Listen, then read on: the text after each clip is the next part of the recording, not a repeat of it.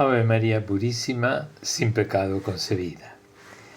Bien, nuevamente en este encuentro de cenáculo, con la alegría en el corazón de disfrutar de la presencia del Señor a través de su palabra y de la compañía de todos ustedes que dan testimonio del amor de Dios en el Espíritu, en un mismo Espíritu que compartimos todos, que es el Espíritu que nos da unión, nos da el conocimiento del cuerpo de Cristo. Allí es donde su verdad se planifica, ese testimonio que nos dio cuando Él mismo se entrega a sí mismo para conformar a ese hermoso cuerpo del Hijo de Dios, el Hijo muy amado. Misterio de amor. Ustedes son los sarmientos, yo soy la vid. Este misterio se planifica a través de su presencia y en el reconocimiento en el Espíritu de cada uno de nosotros, lo cual es, no sé, yo no lo puedo describir, quizás esbozarlo, o sea, dar una idea, puede ser, pero hasta ahí nomás, no me dan más las posibilidades. Pero esta fuerza en el Espíritu, en la unión con todo, no solo entre nosotros, sino disfrutando de este texto que amorosamente escribió Lucas, de los Hechos de los Apóstoles. Hechos que en su relato, en su participación, en su protagonismo, nos hacen partícipes, y en esa participación en un mismo gozo, en un mismo espíritu. Misterio grande. Por eso es que muchas veces solemos decir que cuando leemos la palabra de Dios, venimos a ver. Venimos a ver, a conocer, a disponer nuestro espíritu para recibir, ¿verdad?, esa presencia y reconocerla. Vamos entonces a continuar con la lectura de los Hechos de los Apóstoles, como venimos haciendo. En el encuentro anterior no había hecho una, digamos, no sé cómo decirle, un comentario, ahí está, un comentario, que creo que es útil y que después de haber revisado el video, que siempre lo hago antes de ponerlo, antes de subirlo, digamos, ¿no?, y de que ya esté dispuesto en la edición que hace Julio Montarón y todo su equipo, ¿cierto? Entonces, en esa relectura advertí que faltaba este comentario que les voy a hacer ahora. Felizmente, y no es por casualidad, justo, ¿no? Las cosas eran justo y necesario hacerlo. Porque es en el capítulo donde precisamente se destaca esto que les voy a comentar. Estamos entonces leyendo el capítulo número 20. Los títulos les doy para podernos ubicar, pero son los títulos de la Biblia de Jerusalén. Pablo abandona Éfeso. El otro. En Tróada, Pablo resucita a un muerto. Y el tercero, de Tróada a Mileto. Estos tres títulos fueron los que hemos leído en el encuentro anterior. En los tres se menciona esto que acabo de decirles que me faltó decir. Y quiero entonces completarlo porque es realmente interesante, es muy útil. Aunque lo nuestro no es una observación histórica, tiene que ver. hace a la composición de la iglesia, ¿cierto? Entonces voy a leer los parrafitos que se refieren a este asunto. En el primer título dice: Pablo abandona Éfeso. Y dice: los acompañaban Sópratos, hijo de Pirro, de Berea, Aristarco y Segundo, de Tesalónica, Gallo, de Dóveres, y Timoteo, Tíquico y Tirófimo, de Asia. Estos se adelantaron y nos esperaron en Tróada. Y nos esperaron en Tróada. Sigue. Y nos esperaron en Tróada. Nosotros, después de los días de los ácimos, nos embarcamos en Filipos y al cabo de 5 días nos unimos a ellos en Tróada, donde pasamos 7 días. Lucas, por primera vez al menos, en estos relatos de los Hechos de los Apóstoles, en este tránsito, que es el tránsito que se origina después de la reunión de Jerusalén, ¿no? El concilio de Jerusalén. Y comienza todo ese recorrido que es lo que ya está culminando prácticamente, ¿no? De Pablo. Entonces, en este caso, después de haber mencionado todos esos relatos, y estando todavía en Éfeso, antes de abandonar Éfeso, Lucas entonces escribe, ¿no? Los judíos tramaron una conjuración contra él cuando estaba a punto de embarcarse para Siria. Entonces él tomó la determinación de volver por Macedonia. Le acompañaban, y acá nombra todo lo que acabo de leer, ¿cierto? Timoteo, Tíquico, estos se adelantaron y nos esperaron en Tróada. Nosotros, después de los días de los ácimos, se incluye Lucas. Él está dentro del círculo que rodea a Pablo. ¿Ven?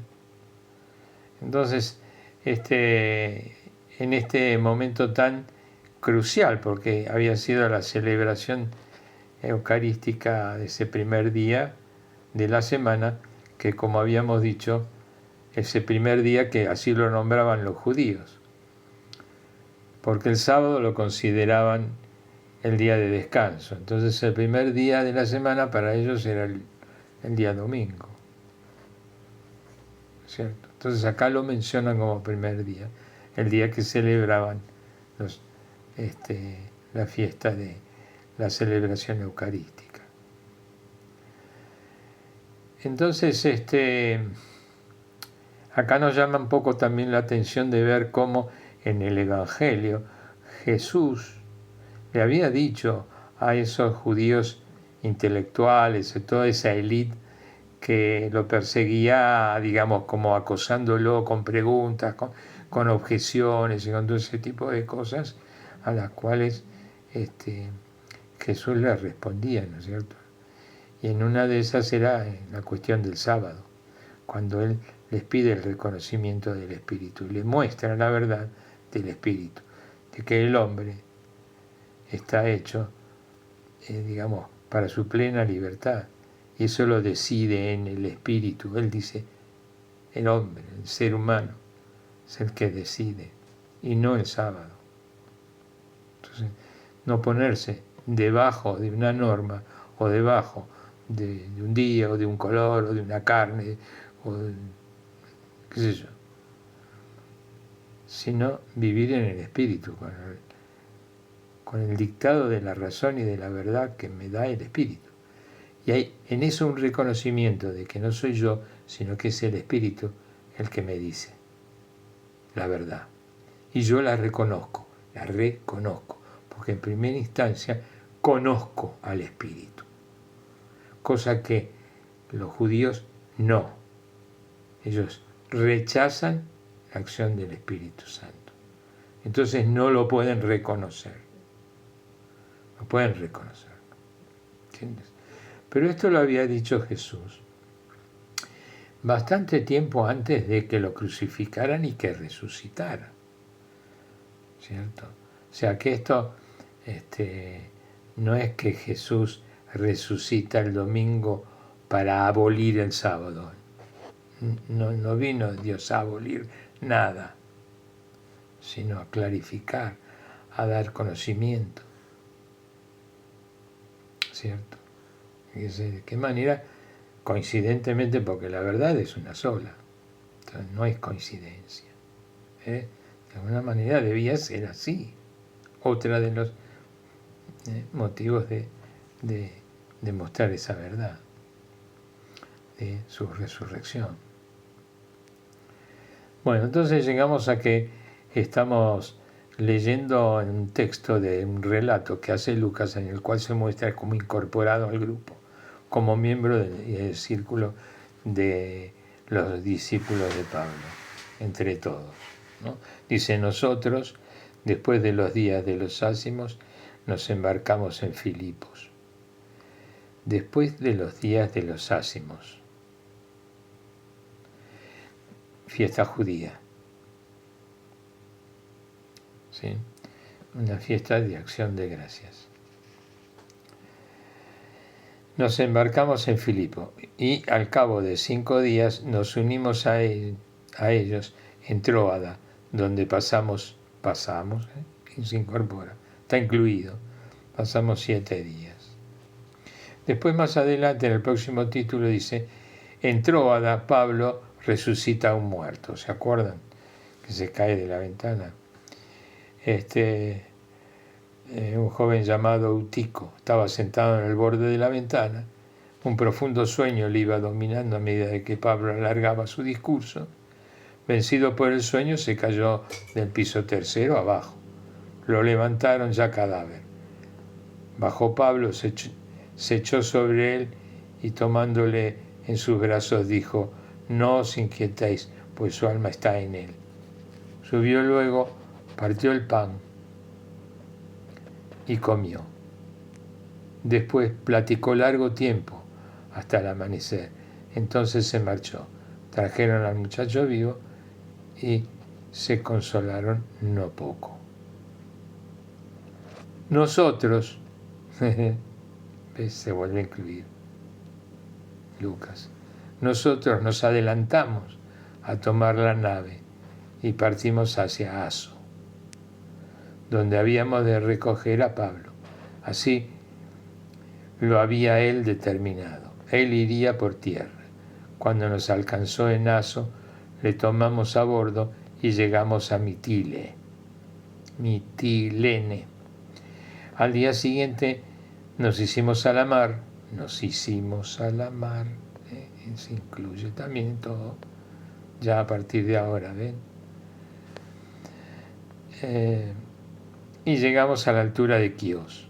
Al otro día atracamos en Samos y después de hacer escala en Trogilión, llegamos al día siguiente a Mileto. Pablo había resuelto pasar de largo por Éfeso para no perder tiempo en Asia. Se daba prisa porque quería estar, si le era posible, el día de Pentecostés en Jerusalén. Esta intención de Pablo, conocida por todos y por Lucas también, ese apuro que él tenía ese objetivo de estar en tiempo y forma para el día de Pentecostés en Jerusalén. Todo esto son lugares y tiempos, digamos que a nosotros la geografía y la historia, no le hacemos, mucho hincapié o mucho interés. No es que no lo tenga, sino que nuestra orientación está hacia el contenido espiritual, ¿no? O sea, y pastoral, o sea, de cómo realizaron su ejercicio de evangelización aquellos primeros discípulos, y a su vez fueron formando la iglesia. De ahí que, y escribieron, es el resumen de todos los hechos que le iban aconteciendo. Continuamos. El próximo título. Despedida de los presbíteros de Éfeso. Primero lo leo, es un poco largo. Primero lo leo. Desde Mileto envió a llamar a los presbíteros de la iglesia de Éfeso. Cuando llegaron donde él, se entiende que es Pablo, les dijo: vosotros sabéis cómo me comporté siempre con vosotros, desde el primer día que entré en Asia, sirviendo al Señor con toda humildad y lágrimas y con las pruebas que me vinieron por las acechanzas de los judíos. Como no me acobardé cuando en algo podía seros útil, os predicaba y enseñaba en público y por las casas, dando testimonio tanto a judíos como a griegos, para que se convirtieran a Dios y creyeran en nuestro Señor Jesús.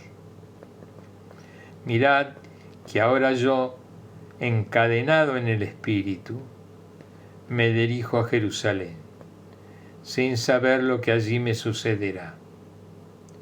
Solamente sé que en cada ciudad el Espíritu Santo me testifica que me aguardan prisiones y tribulaciones, pero yo no considero mi vida digna de estima, con tal de que termine mi carrera y cumpla el ministerio que he recibido del Señor Jesús, de dar testimonio del Evangelio de la gracia de Dios.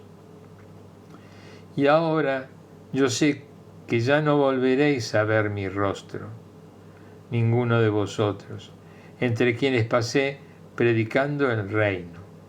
Por esto os testifico que en el día de hoy que yo estoy limpio de la sangre de todos, pues no me acobardé de anunciaros todo el designio de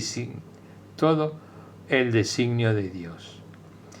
Tened cuidado de vosotros y de toda la grey, en medio de la cual os ha puesto el Espíritu Santo como vigilantes para pastorear la iglesia de Dios, que Él se adquirió con la sangre de su propio Hijo. Yo sé que, después de mi partida, se introducirán entre vosotros lobos crueles que no perdonarán al rebaño, y también que entre vosotros mismos se levantarán hombres que hablarán cosas perversas para arrastrar a los discípulos detrás de sí. Por tanto, vigilad y acordaos que durante 3 años no he cesado de amonestaros, día y noche con lágrimas a cada uno de vosotros. Ahora os encomiendo a Dios y a la palabra de su gracia,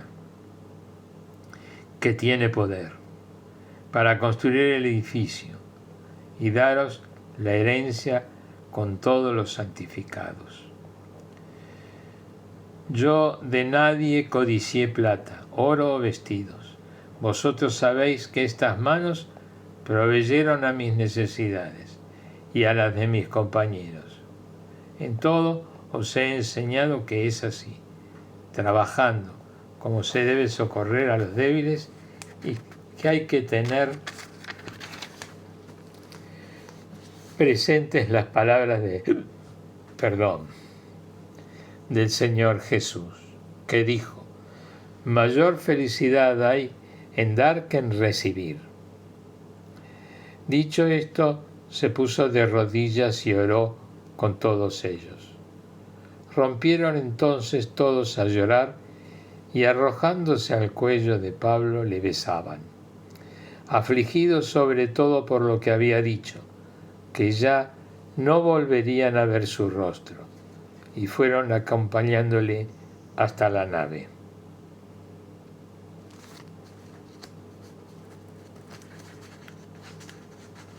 Bien.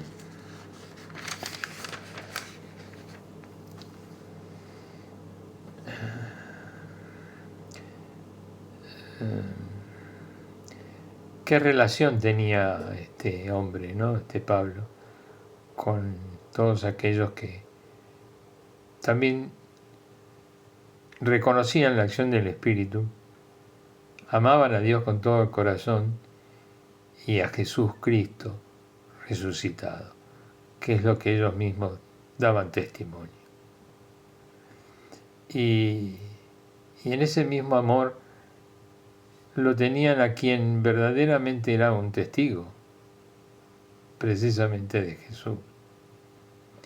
Por eso es que estaban tristes de lo que Él les dijo, de que no iban a volver a verlo. Y acá en el título de la Biblia de Jerusalén pone despedida de los presbíteros de Éfeso. Dice, desde Mileto envió a llamar a los presbíteros de la iglesia de Éfeso. ¿Cierto? Entonces nos mandó a llamar a todos. Los presbíteros son aquellos que están en el presbiterio.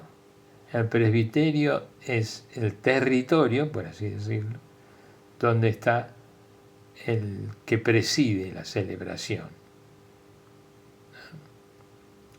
Que preside la celebración. Y los que están en torno a él y en el mismo espacio, son los presbíteros. Y ese espacio es el presbiterio.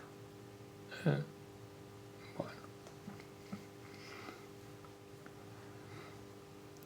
Entonces,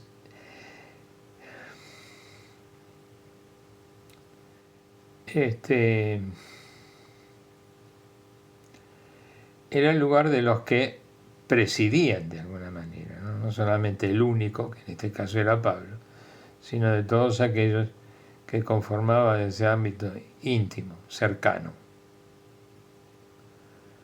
Entonces que desde Mileto envió a llamar a los presbíteros de la iglesia de Éfeso, o sea, todo.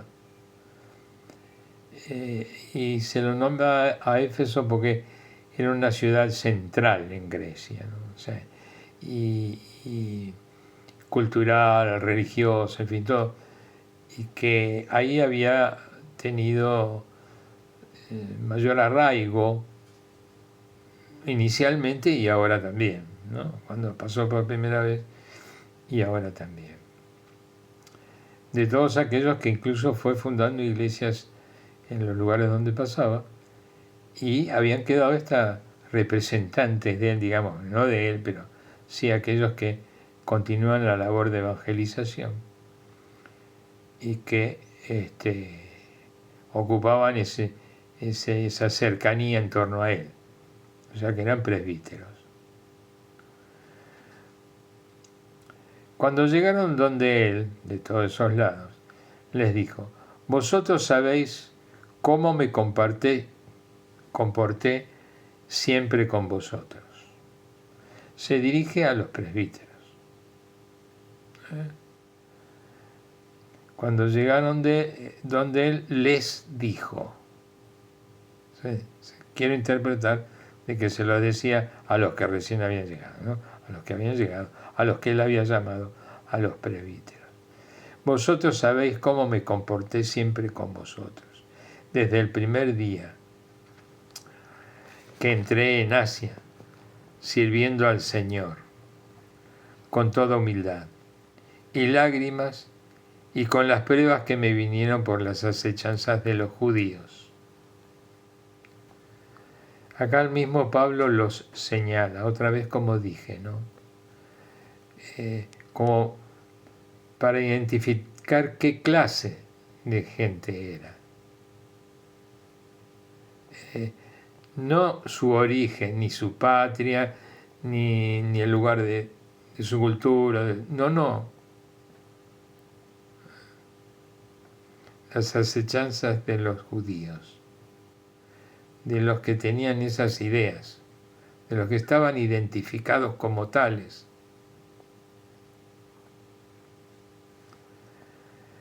Como no me acobardé cuando algo podía seros útil, os predicaba y enseñaba en público y por las casas. Va siendo el detalle de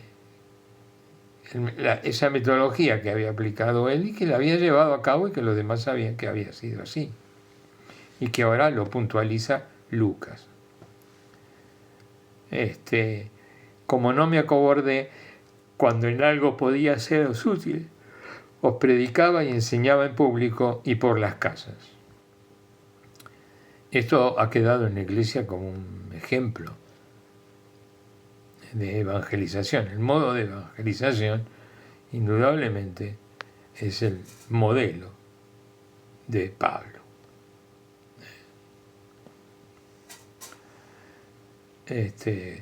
Como no me acobarde cuando algo podía seros útil, os predicaba y enseñaba en público y por las casas, dando testimonio tanto a judíos como a griegos.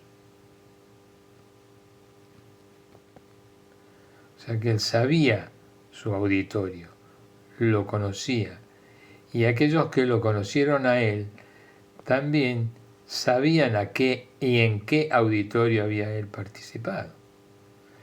Por eso que se los menciona. No era una elección personal, sino era enfrentarse a su realidad. Iba a esa realidad. Enseñaba en público y por las casas, dando testimonio tanto a judíos como a griegos, para que se convirtieran a Dios y creyeran en nuestro Señor Jesucristo. Esto para ponerlo en un cuadrito, ¿no? Dice, para que se convirtieran a Dios y creyeran en nuestro Señor Jesucristo. Para que se convirtieran a Dios y creyeran en nuestro Señor Jesucristo. Mirad que ahora yo, encadenado en el Espíritu,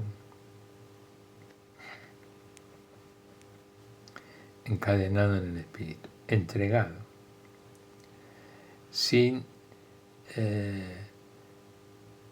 márgenes de individualidad o de voluntad o de cualquier otra cosa, entregado a la acción del Espíritu, haciendo lo que el Espíritu le dice.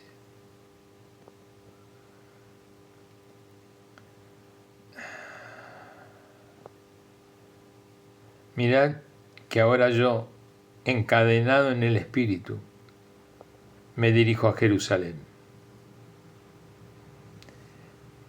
Él tenía la voluntad puesta en llegar a Jerusalén en el día de Pentecostés. ¿Y cómo iría? Ya les estaba mostrando cómo va, encadenado del Espíritu Santo. Es decir, eso es para que los demás no se preocuparan por él. Él estaba sujeto, estaba protegido, estaba asistido por el Espíritu Santo, encadenado. Qué impresionante, ¿no? O sea, qué manera de explicarlo. Porque él también se consideraba un pecador.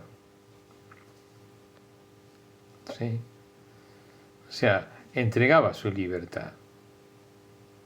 Reconocía que libremente él era un pecador. Pero gracias a la acción del Espíritu Santo y con la asistencia del Espíritu Santo, con la presencia del Espíritu Santo y la acción de Dios, entonces sí, iba a llegar a Jerusalén. ¿Cierto? Encadenado en el Espíritu, me dirijo a Jerusalén, sin saber lo que allí me sucederá. Es decir, algo preveía, tenía, sin saber, cuando uno dice algo sin saber lo que me va a suceder, como que después de todas las que pasé y ya se lo dije, vamos todavía. Solamente sé que en cada ciudad el Espíritu Santo me testifica que me aguardan prisiones y tribulaciones. O sea, en cada ciudad donde él estaba, participaba y evangelizaba, el Espíritu Santo me testifica que me aguardan prisiones y tribulaciones. Pero yo no considero mi vida digna de estima, con tal que termine mi carrera y cumpla el ministerio que he recibido del Señor Jesús, de dar testimonio del Evangelio de la gracia de Dios. Terminar mi carrera. Esto se lo decía a los griegos en Éfeso. Bueno, en Grecia se le atribuye la maratón, ¿no? Y eran ciudades en las cuales, y también, bueno, los romanos también lo adoptaron, ¿no? Para el correo y para otro tipo de cosas, de comunicaciones entre campos de batalla y demás, aquellos emisores, ¿no?, que eran los que iban corriendo. Y bien, cada ciudad, que en cada ciudad el Espíritu Santo me testifica que me aguardan prisiones y tribulaciones. Pero yo no considero mi vida digna de estima, con tal de que termine mi carrera y cumpla el ministerio que he recibido del Señor Jesús. En esas carreras, algunas de ellas que eran las que habían compostas, ellos iban entregando un palito, que es el testimonio. Se llama así. Aún en las Olimpiadas hoy hay carreras en las cuales se entrega el testimonio al que sigue a otra posta. Y posta, ¿no? Posta de postal. En lugar, todo esto tiene un significado importante. Digo, por lo menos para los argentinos, porque la carreta que iba a la imagen de la Virgen Inmaculada, que había llegado a Buenos Aires, se detuvo cerca de una posta, hizo una posta y se quedó la carreta. Por eso que a veces uno dice, ¿qué es la posta? ¿Qué es? Bueno, de ahí. Bueno,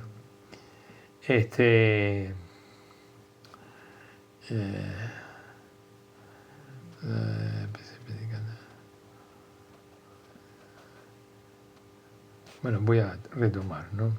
Pero yo no considero mi vida digna de estima, con tal de que termine mi carrera y cumpla el ministerio que he recibido del Señor Jesús, de dar testimonio, el palito, del Evangelio de la gracia de Dios. Y ahora yo sé que ya no volveréis a ver mi rostro. Ninguno de vosotros entre quienes pasé predicando el reino. Por esto os testifico en el día de hoy que yo estoy limpio de la sangre de todos, pues no me acobardé de anunciaros todo el designio de Dios. Tened cuidado de vosotros y de toda la grey, en medio de la cual os ha puesto el Espíritu Santo como vigilantes para pastorear la iglesia de Dios, que Él se adquirió con la sangre de su propio Hijo. Esta enseñanza viene a fortalecer e iluminar no solamente a aquellos que estaban recibiendo esa posta, ese testimonio de Pablo, sino para todos aquellos que a través de nuestro trabajo espiritual vamos acercándonos y vamos buscando ese testimonio, esa posta. tengamos en cuenta estas precauciones que nos dice Pablo, porque él las vivió y porque además confiaba a él de que siguiendo estas instrucciones tendríamos un campo más libre. Tened cuidado de vosotros y de toda grey. Tened cuidado de vosotros, es decir, cada uno tengan cuidado de sí mismo y de todos los de la grey, en medio de la cual os ha puesto el Espíritu Santo como vigilantes para pastorear la iglesia de Dios, que Él se adquirió con la sangre de su propio Hijo. Bueno, aquí hay verdaderamente un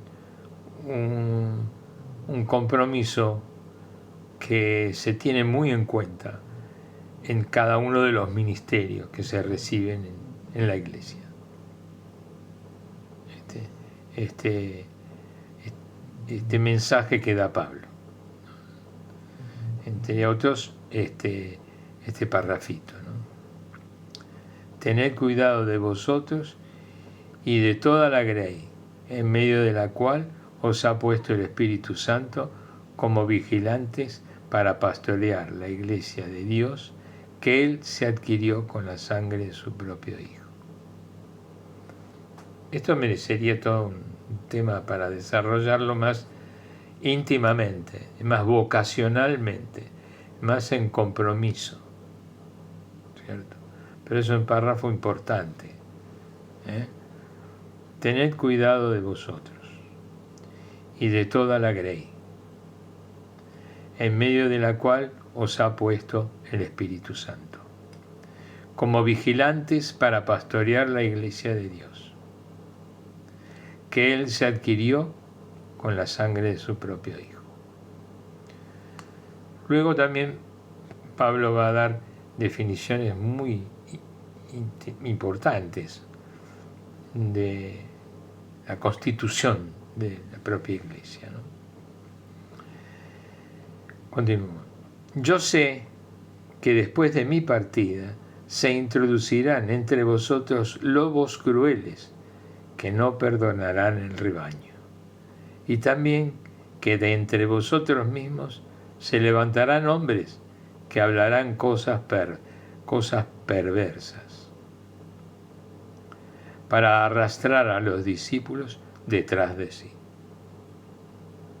Por tanto, vigilad y acordaos que durante 3 años no he cesado de amonestaros día y noche con lágrimas a cada uno de vosotros.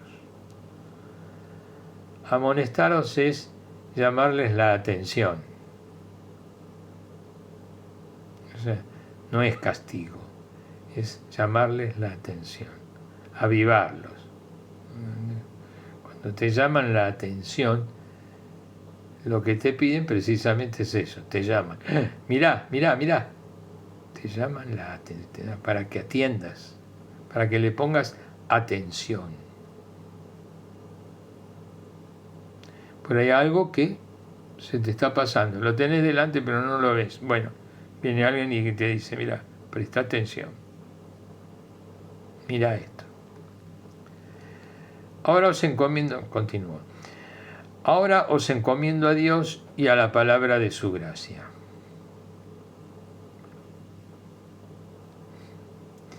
Que entrega la de Él, ¿Cómo lo recibiríamos? O lo recibimos nosotros hoy, ¿no? Ahora os encomiendo a Dios y a la palabra de su gracia, de su vida, de su gracia, la palabra de su gracia, que tiene poder para construir el edificio y daros la herencia con todos los santificados. Aquí vuelve otra vez a mencionar una estructura, una formación de iglesia. Ahora os encomiendo a Dios y a la palabra de su gracia, que tiene poder para construir el edificio. ¿Quién tiene poder para construir el edificio? y daros la herencia con todos los santificados? Dios. Entonces Él dice, ahora os encomiendo a Dios y a la palabra de su gracia, que tiene poder para construir el edificio y daros la herencia con todos los santificados. Cierra. La palabra santificados. Eclesia compuesta de, ¿qué es iglesia? Santificados. Santificados. Santificados en la tierra, en la vida, y santificados después de la muerte, en unión permanente, en esa santidad. Por eso es que en la iglesia se reconoce la santidad a aquellos que están en la gloria, ya han pasado el umbral de la muerte, pero conforman la iglesia, trabajan en la iglesia, a los cuales nos ayudan y a los cuales nosotros les pedimos ayuda. ¿Entiendes? Los santos, porque están santificados. Quizás son los más santificados. Nosotros también, porque nosotros nos santificamos en la oración y con los sacramentos. Y ahí la importancia de los sacramentos. Bueno, ahora os encomiendo a Dios y a la palabra de su gracia, que tiene poder para construir el edificio y daros la herencia con todos los santificados. Daros la herencia con todos los santificados. Quiere decir que la herencia no es para aquellos que estamos en la tierra solo.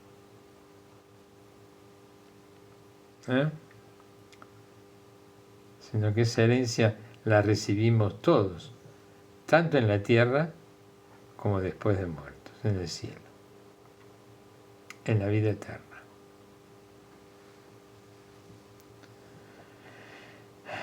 Daros la herencia con todos los santificados.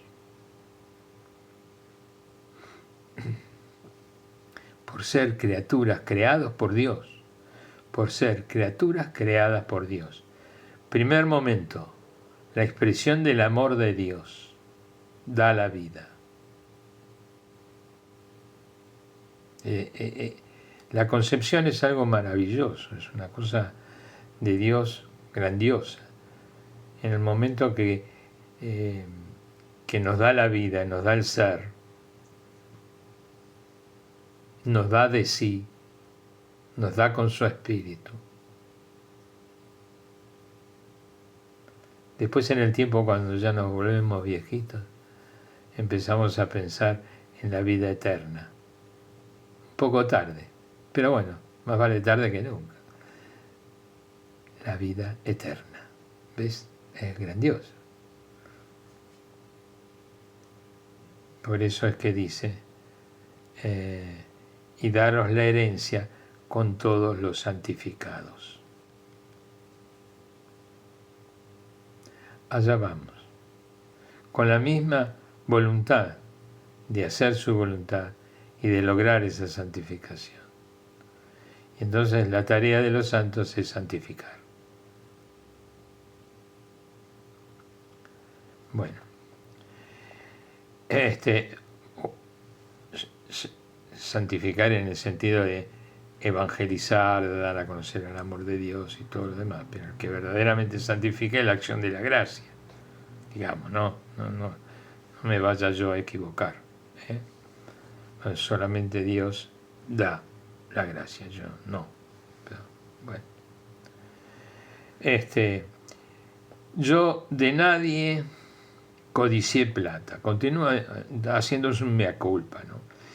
Yo de nadie codicié plata, oro, vestidos. Vosotros sabéis que estas manos proveyeron a mis necesidades y a las de mis compañeros. él fabricaba carpas, fabricaba tiendas, ¿sí? Ya una tradición judía, ya de la época de la Pascua, ¿no? Cuando fueron al desierto, que vivieron en el desierto, entonces ese pueblo comenzó a protegerse con ese tipo de construcciones precarias, pero que los resguardaban de los climas, tanto de la lluvia como del frío y demás. Aunque sean precarias, que primero se armaban y después seguían caminando y las llevaban para ir a otros lados. O sea, peregrinos. En el desierto eran peregrinos. Entonces, esas carpas se armaban y se desarmaban. Bueno, esas carpas eran las que fabricaba Pablo. Era un gran artesano, podríamos decir, porque eran verdaderas artesanías las que se usaban, porque las herramientas de aquel entonces no son como las de hoy, ¿no? O sea, muy diferentes. Yo de nadie codicé plata, oro o vestidos. Vosotros sabéis que estas manos proveyeron a mis necesidades y a las de mis compañeros. En todo os he enseñado que es así. Trabajando, como se debe socorrer a los débiles y que hay que tener presentes las palabras del Señor Jesús, que dijo: mayor felicidad hay en dar que en recibir. No lo dice él, lo muestra como para que nosotros también lo veamos, porque él lo había vivido siempre. Lo que estaba tratando era demostrarnos cómo lo hizo. ¿Por qué?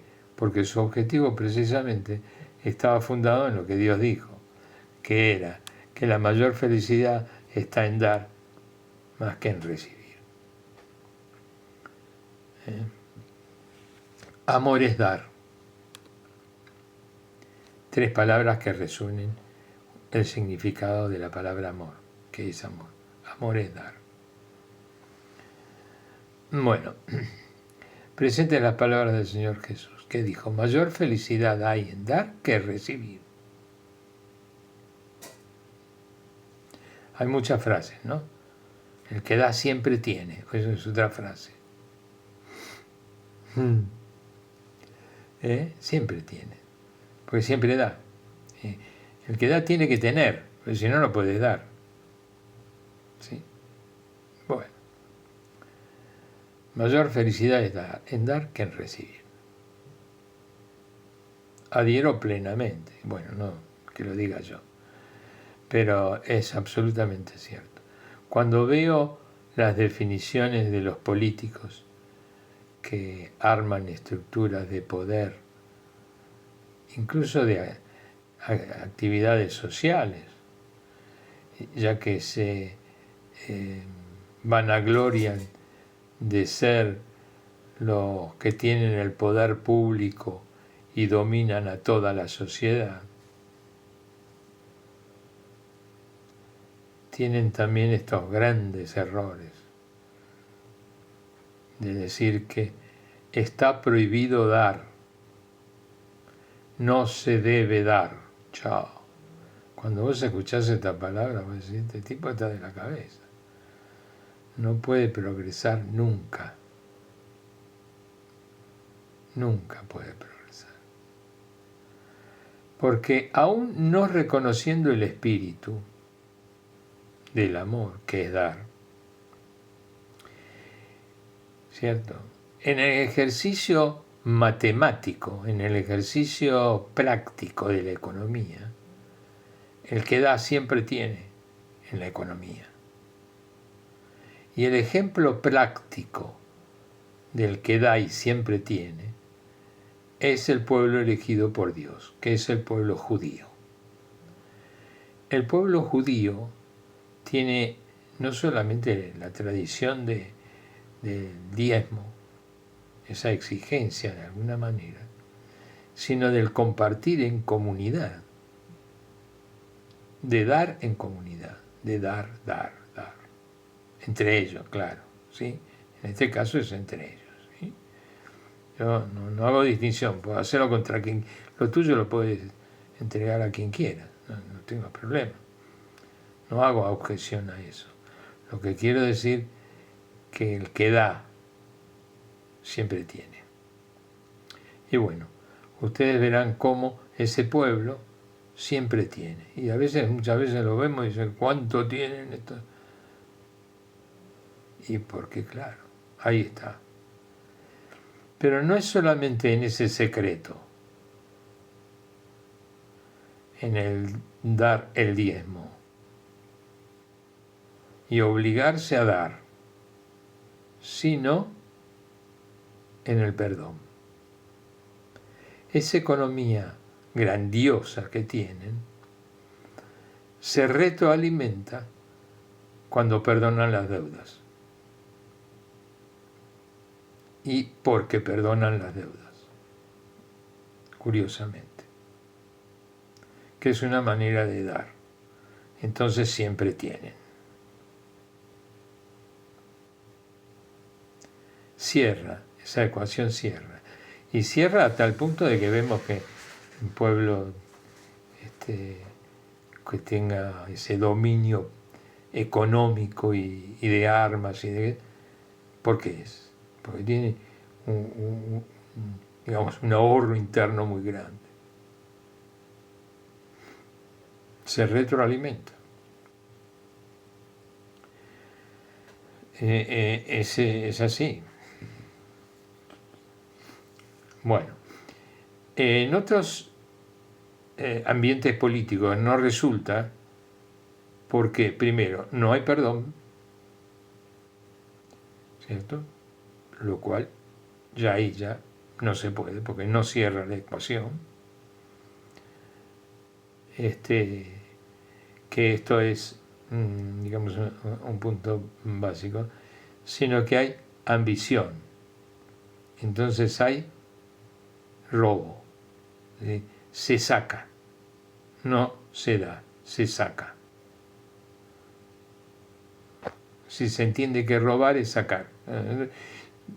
¿De dónde lo saquen? ¿De dónde sale esto? Y sale del impuesto de tal o sale de tal, porque lo hemos sacado de ahí. Lo sacamos de los jubilados, del ahorro del trabajador, lo sacamos. Y lo ponemos a interés, qué sé yo, o a donde sea.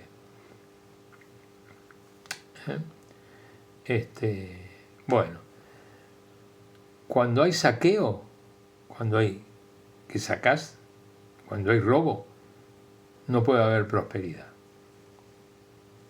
Nunca. Bueno, eso lo tiene muy entendido el pueblo judío. Son maestros, por eso que tienen un primer nivel económico. En el resto del mundo está dirigido tal vez por los mismos intereses para que la cosa no funcione tan bien como le funciona a ellos. Pero bueno, eso ya queda a otro criterio.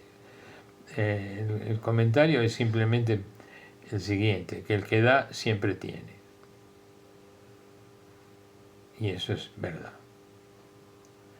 Y es una verdad que se comprueba no solamente desde el amor, porque el judío lo que da no lo da por amor. No hay caridad. Hay interés. ¿No? Lo da porque tiene un interés. No hay amor. Bueno, funciona.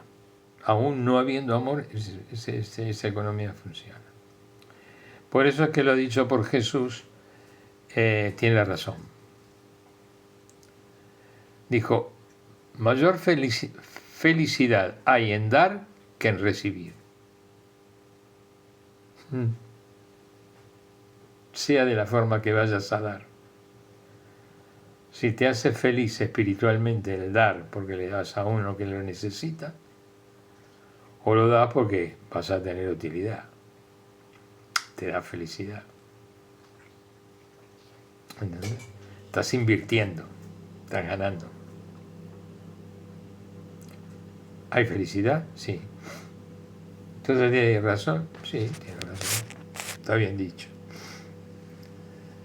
Las palabras del Señor Jesús que dijo: mayor felicidad hay en dar que en recibir.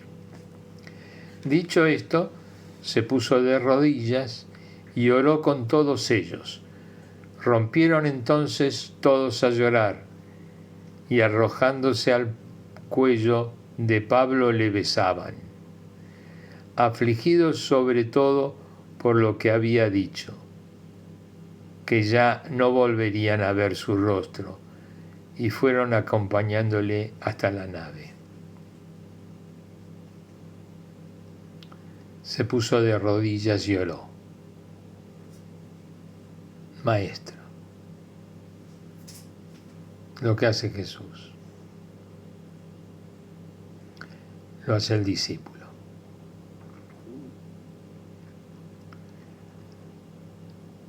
Entonces todos, dice, rompieron. Esta es una expresión curiosa, que también es interesante verla, ¿no? Rompieron. Porque es un acto instantáneo, ¿no? La rotura. El crack. Crack, se rompió. Es un suceso que acontece y se parte. ¿Sí? Rompieron entonces todos a llorar, o sea, al unísono, al toque, ¡prac! Rompieron, todos a llorar. Y arrojándose al cuello, este era otro de las expresiones, ¿no? Arrojarse al cuello.